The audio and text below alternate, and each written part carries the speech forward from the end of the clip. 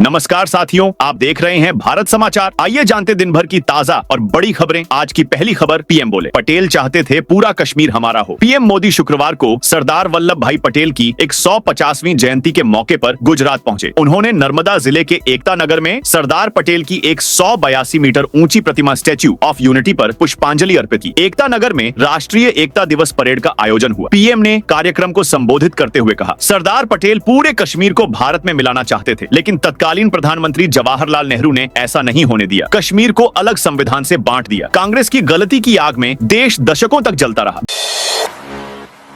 जयपुर में high court को बम से उड़ाने की धमकी। राजस्थान हाई कोर्ट जयपुर को ईमेल पर बम से उड़ाने की धमकी दी गई है। ईमेल में तमिलनाडु की सरकार नाबालिगों से रेप को लेकर नाराजगी है। आरोपी ने तुरंत बिल्डिंग खाली कराने के लिए लिखा है। शुक्रवार सुबह मिले धमकी भरे मेल के बाद बिल्डिंग को खाली कराया गया है। धमकी की जानकारी मिलते ही परिसर में हड़कंप मच गया। सभी को आनन फानन में बिल्डिंग से बाहर भेजा गया। डॉग स्क्वाड की टीम बिल्डिंग में सर्च कर रही है। इस बीच कोर्ट के बाहर सैकड़ों की संख्या में लोग जमा हैं। डीसीपी राजर्षि राज ने बताया कि फिलहाल बिल्डिंग में सर्च जारी है।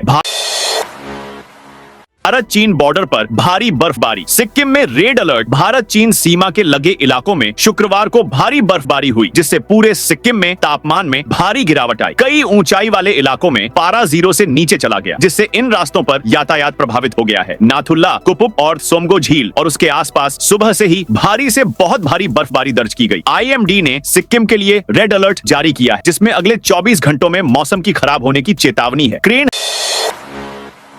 हवा में अटकी सांसद ने ऑपरेटर को थप्पड़ जड़ा। क्रेन में बैठे सतना सांसद गणेश सिंह को झटका लगा तो वे ऑपरेटर पर भड़क गए। उसे सबके सामने थप्पड़ मार दिया। मामला शुक्रवार को सरदार पटेल जयंती पर आयोजित कार्यक्रम का है। इसका वीडियो भी सामने आया है। सांसद गणेश सिंह ने सुबह रन फॉर यूनिटी में हिस्सा लिया। इसके बाद वे सेमरिया चौक पहुंचे। यहाँ क्रेन के हाइड्रोलिक बॉक्स में चढ़कर अंबेडकर प्रतिमा पर माल्यार्पण किया। इसके बाद नीचे आते समय मशीन अचानक झटके से बीच में रुक गई। सांसद कुछ देर हवा में ही अटके रहे। मशीन हिली तो असंतुलन की स्थिति बन गई। आवारा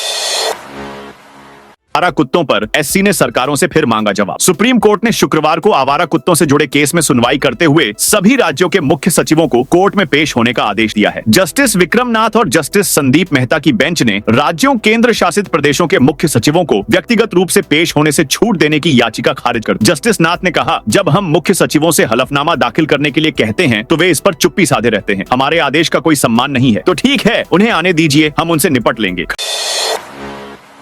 खड़गे बोले, आरएसएस पर बैन लगाना चाहिए। कांग्रेस अध्यक्ष मल्लिकार्जुन खड़गे ने शुक्रवार को सरदार वल्लभ भाई पटेल की जयंती पर कांग्रेस की आलोचना को लेकर पीएम मोदी पर पलटवार किया। खड़गे ने दिल्ली में एक प्रेस कॉन्फ्रेंस में कहा कि राष्ट्रीय स्वयंसेवक संघ पर बैन लगा देना चाहिए। खड़गे ने कहा, ये मेरा विचार है और मैं खुलकर बोलूंगा कि आरएसएस पर बैन लगाना चाहिए। अगर पीएम नरेंद्र मोदी, गृह मंत्री अमित शाह सरदार वल्लभ भाई पटेल के विचारों का सम्मान करते हैं तो ऐसा करें। देश में भाजपा आरएसएस के कारण कानून व्यवस्था की दिक्कतें हो रही हैं।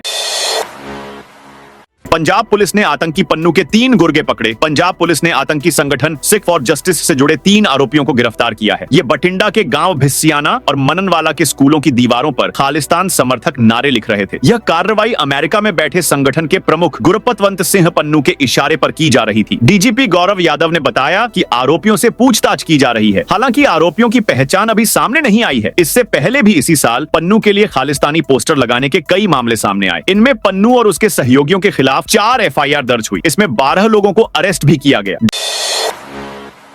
डॉक्टरों ने पैर के अंगूठे से हाथ का अंगूठा बनाया। दिल्ली के सर गंगाराम हॉस्पिटल में डॉक्टरों ने एक 20 साल के युवक के कट्टे पैर के अंगूठे से उसके हाथ का नया अंगूठा बना। एक सड़क हादसे में युवक का बायां पैर घुटने के नीचे और बाएं हाथ का अंगूठा पूरी तरह कट गया। वह बाइक पर सवार था और ट्रैक्टर की चपेट में आ गया। हॉस्पिटल ने बताया कि युवक का एक पैर और हाथ का एक अंगूठा बुरी तरह कुचले हुए थे। वे दोबारा जोड़े नहीं जा सकते थे। युवक के कटे हुए पैर की अंगूठा ठीक था। इंदिरा गांधी की 41वीं पुण्यतिथि। सोनिया, पूर्व प्रधानमंत्री इंदिरा गांधी की आज 41वीं पुण्यतिथि है। इस मौके पर कांग्रेस के राष्ट्रीय अध्यक्ष मल्लिकार्जुन खड़गे, सोनिया गांधी और लोकसभा के विपक्षी नेता राहुल गांधी ने इंदिरा गांधी को दिल्ली के उनके मृत्यु स्मारक शक्ति स्थल पर उन्हें श्रद्धांजलि दी। परमिट रूट से बाहर हादसे पर भी मुआवजा मिलेगा। सुप्रीम कोर्ट ने बीमा इंश्योरेंस क्लेम के एक मामले में फैसला सुनाते हुए कहा है कि बीमा कंपनियां सिर्फ इस आधार पर दुर्घटना पीड़ितों को मुआवजा देने से इनकार नहीं कर सकती कि दुर्घटना करने वाला वाहन तय रूट से अलग चल रहा था या परमिट की शर्तों का उल्लंघन हुआ था। एससी ने बीमा कंपनी को राशि चुकाने का आदेश दिया है। मामला 2014 का है। तेज रफ्तार बस की चपेट में आकर एक मोटरसाइकिल सवार की मौत हो गई थी। मोटर दुर्घटना दावा अधिकरण ने 18,86,000 रुपए मुआवजे का आदेश दिया था। वाहन मालिक ने इसे कर्नाटक हाई कोर्ट में चुनौती दी थी। बिहार चुनाव एनडीए का संकल्प पत्र के जीपीजी तक मुफ्त शिक्षा बिहार विधानसभा चुनाव को लेकर आज शुक्रवार को एनडीए ने अपना घोषणा पत्र जारी कर दिया है। एनडीए ने 1 करोड़ नौकरी देने का वादा किया है। साथ ही महिलाओं को 2 लाख तक की मदद दी जाएगी। इसके अलावा 1 करोड़ महिलाओं को लखपति दीदी बनाने का लक्ष्य रखा गया है। साथ ही गरीबों के लिए केजी से पीजी तक मुफ्त शिक्षा का भी वादा किया गया है। मां जानकी के मंदिर को अगले 5 सालों में पूरा किया जाएगा। इलाके को सीतापुरम के नाम से विकसित किया जाएगा। आने वाले समय में बिहार के 4 शहरों में मेट्रो सेवा शुरू की जाएगी। पाकिस्तान जाने की फिराक में जैसलमेर में पकड़ा संदिग्ध। भारत पाकिस्तान अंतर्राष्ट्रीय सीमा पर सुरक्षा एजेंसियों की सतर्कता एक बार फिर देखने को मिली। सीमा सुरक्षा बल ने गश्त के दौरान मुरार बॉर्डर क्षेत्र में एक संदिग्ध व्यक्ति को पकड़ा। सूत्रों के अनुसार पकड़े गए व्यक्ति की पहचान बिहार के अररिया जिले के निवासी मोहम्मद इकबाल के रूप में हुई है। मस्क की स्टारलिंक ने भारत में भर्ती शुरू की। इलॉन मस्क की कंपनी स्टारलिंक ने भारत में हायरिंग प्रोसेस शुरू कर दी है। कंपनी फाइनेंस और अकाउंटिंग रोल्स के लिए उम्मीदवार ढूंढ रही है। यह देश में सैटेलाइट इंटरनेट सर्विस लॉन्च करने की दिशा में बड़ा कदम है। माना जा रहा है कि स्टारलिंक की सर्विस 2025 के अंत या 2026 की शुरुआत में शुरू हो सकती है। सभी जॉब्स बेंगलुरु में हैं, जो स्टारलिंक का मुख्य ऑपरेशनल हब बनेगा। कंपनी ने payments manager, accounting manager, senior treasury analyst और टैक्स मैनेजर जैसे रोल्स पोस्ट किए हैं। केवल लोकल कैंडिडेट्स अप्लाई कर सकते हैं। रिमोट या हाइब्रिड ऑप्शन नहीं है।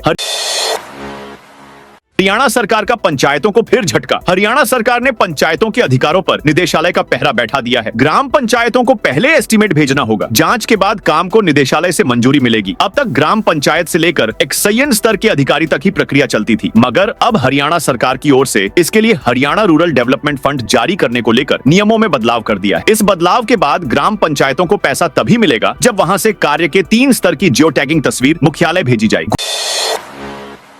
गूगल का रेवेन्यू पहली बार 9 लाख करोड़ पार। गूगल की पेरेंट कंपनी अल्फाबेट ने सितंबर 2025 तिमाही में पहली बार $100 बिलियन करीब 9.06 लाख करोड़ का रेवेन्यू हासिल किया है। सीईओ सुंदर पिचाई ने इसे माइलस्टोन क्वार्टर बताया। सर्च, यूट्यूब और क्लाउड जैसे सेगमेंट में डबल डिजिट ग्रोथ हुई। 5 साल पहले कंपनी का तिमाही रेवेन्यू $50 बिलियन था।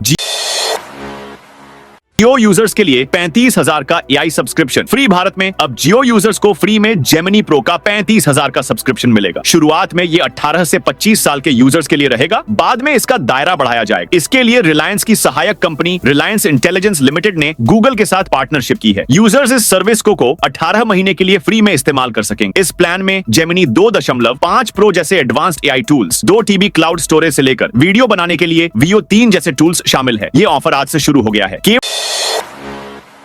केवड़िया में पीएम मोदी ने ई बसों को हरी झंडी दिखाई। प्रधानमंत्री नरेंद्र मोदी सरदार वल्लभ भाई पटेल की 150वीं जयंती के मौके पर 2 दिन के दौरे पर गुजरात पहुंच गए हैं। वे शाम करीब 5 बजे वडोदरा एयरपोर्ट पहुंचे और यहां से सड़क मार्ग से केवड़िया पहुंचे। पीएम ने यहां ई बसों को हरी झंडी दिखाई। इसके बाद शाम 7:30 एकता नगर में 1220 करोड़ रुपए की कई परियोजनाओं का उद्घाटन और शिलान्यास किया। पीएम अगले दिन यानी कि 31 अक्टूबर की सुबह 8 बजे स्टैच्यू ऑफ यूनिटी पर पुष्पांजलि अर्पित करेंगे। उसके बाद स्टैच्यू ऑफ यूनिटी परिसर में होने वाली परेड और अन्य कार्यक्रमों में शामिल होंगे।